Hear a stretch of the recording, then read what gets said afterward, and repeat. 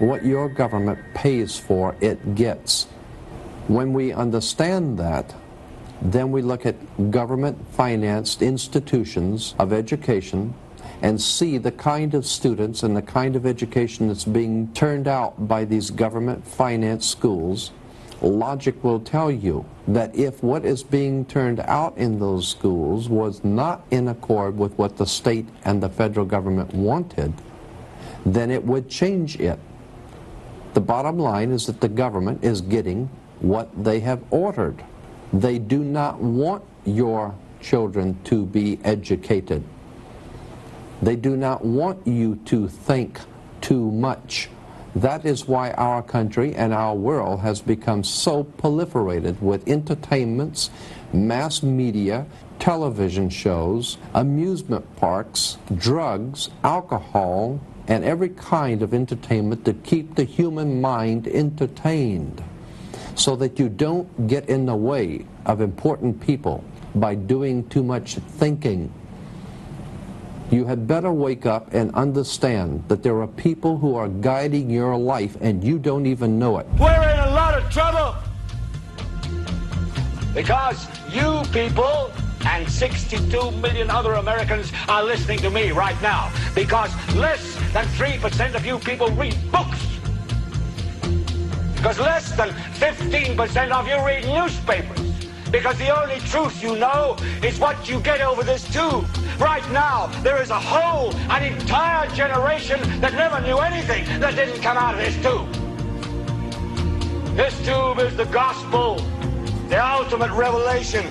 This tube can make or break presidents, popes, prime ministers. This tube is the most awesome goddamn force in the whole godless world. And woe is us if it ever falls into the hands of the wrong people. And when the largest company in the world controls the most awesome goddamn propaganda force in the whole godless world, who knows what shit will be peddled for truth on this network. So you listen to me. Listen to me. Television is not the truth. Television is a goddamn amusement park. Television is a circus, a carnival, a traveling troupe of acrobats, storytellers, dancers, singers, jugglers, sideshow freaks, lion tamers, and football players. We're in the boredom-killing business. But you people sit there day after day, night after night, all ages, colors, creeds. We're all you know. You're beginning to believe the illusions we're spinning here. You're beginning to think that the tube is reality and that your own lives are unreal. You do whatever the tube tells you. You dress like the tube. You eat like the tube. You raise your children like the tube. You even think like the tube. This is mass madness, you maniacs. In God's name, you people are the real thing. We are the illusion.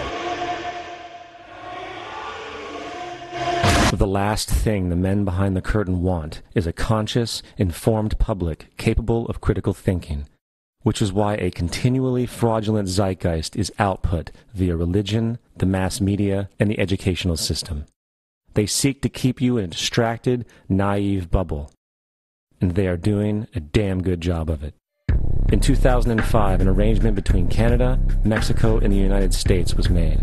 This arrangement, unannounced to the public, unregulated by Congress, merges the United States, Mexico, and Canada into one entity, erasing all borders.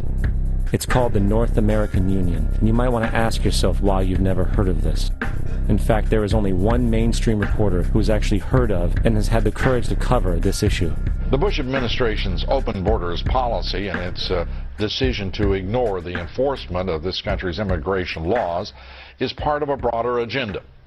President Bush signed a formal agreement that will end the United States as we know it, and he took the step without approval from either the U.S. Congress or the people of the United States. It's a deal that few have even heard of. It's being done again by very few people at the very top on behalf of the investment class, but the working class of people, political officials across our country, from communities, from cities and so forth, they don't know anything about this.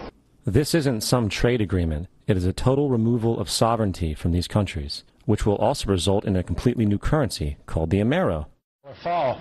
Apart from that, I think one thing people who are dollar-based need to focus on is the Amero. That's the one thing that nobody's talking about, but I think it's going to have a big impact on everybody's life in Canada, the U.S., and Mexico. The Amero is the proposed new currency for the North American community, which is being developed right now between Canada, the U.S., and Mexico to make a borderless community, much like the EU, and the dollar, Canadian dollar, U.S. dollar, and the Mexican peso replaced by the Amero. By default of this agreement, the American Constitution will eventually be obsolete. You would think that a situation like this would be on the cover of every major newspaper. That is until you realize that the people who are behind this movement are the same people behind the mainstream media, and you are not told what you're not supposed to know.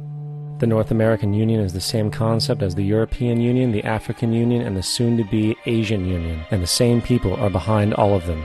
And, when the time is right, the North American Union, the European Union, the African Union, and the Asian Union will be merged together, forming the final stages of a plan these men have been working on for over 60 years.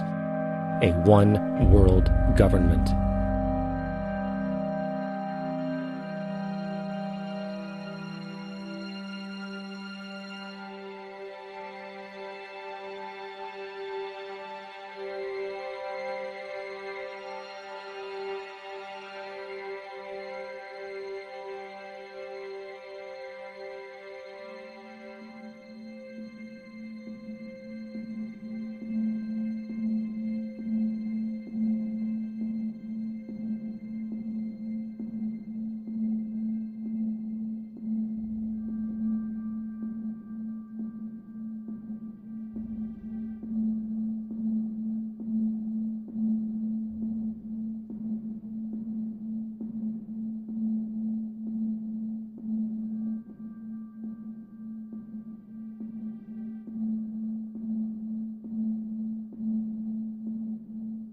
One bank, one army, one center of power. And if we have learned anything from history, it is that power corrupts, and absolute power corrupts absolutely. This is Aaron Russo, a filmmaker and former politician. To his left is Nicholas Rockefeller of the infamous Rockefeller banking and business dynasty. After maintaining a close friendship with Nicholas Rockefeller, Aaron eventually ended the relationship, appalled by what he had learned about the Rockefellers and their ambitions. I got a call one day from an attorney woman I knew, and she said, "Would you like to meet one of the Rockefellers?" I said, "Sure, I'd love to." And we became friends, and he began to divulge a lot of things to me. So he said to me one night, he said that there's going to be an event there, and out of that event, you're going to see we're going to go into Afghanistan. So we run pipelines from the Caspian Sea. We're going to go into Iraq to take the oil and establish a base in the Middle East. And we're going to go into Venezuela and try and get rid of Chavez. And the first two they've accomplished. Chavez they didn't accomplish. And he said you're going to see guys going into caves looking for looking for people that they're never going to find. You know, he was laughing about the fact that you have this war on terror. There's no real enemy. He's talking about how by having this war on terror, you can never win it because so it's an eternal war, and so you can always keep taking people's liberties away. And I said, how are you going to convince people that this war is real? He said, but the media can convince everybody it's real. I mean, you know, it's just that you keep talking about things, you keep saying it over and over and over again, and eventually people believe it. You know, you created the Federal Reserve in 1913 through lies. You create 9/11, which is another lie. Through 9/11, then you're fighting a war on terror, and now all of a sudden you go into Iraq, which was another lie, and now they're going to do Iran, you know, and it's all one thing leading to another, leading to another, leading to another. Now, I would say to them, what are you doing this for? What's the point of this thing? You have all the money in the world you ever want. You have all the power. I said, you know, you're hurting people. It's not a good thing. And he would say, what do you care about the people for? Take care of yourself and you take care of your family. And then I said,